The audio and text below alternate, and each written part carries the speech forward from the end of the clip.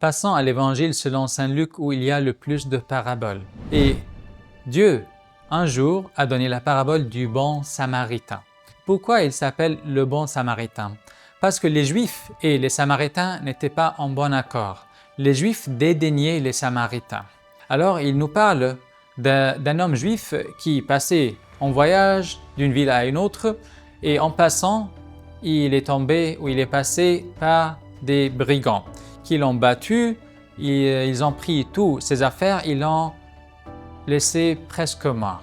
À ce moment, il y avait un prêtre ou un sacrificateur juif qui est passé, qui l'a vu, qui l'a laissé.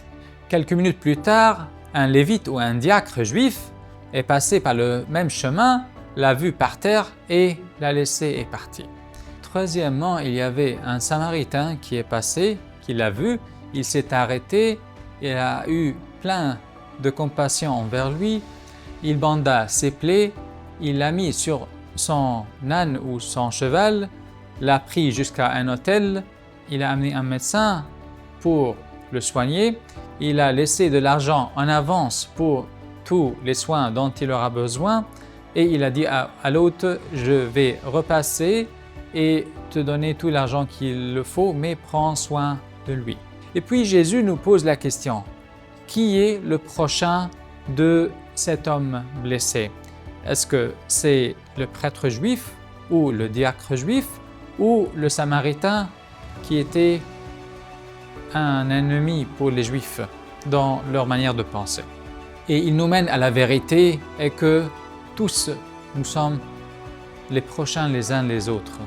Mais être proche de quelqu'un, c'est aimer cette personne avec l'amour divin. C'est de l'aimer avec le cœur de Jésus, de le voir comme Dieu nous voit tous. Et toi aussi, sois comme ton Père céleste. Sois plein de compassion et de miséricorde. Toi aussi, fais un acte de service aujourd'hui et rends service à quelqu'un, même si tu ne connais pas la personne. Et n'attends rien en retour.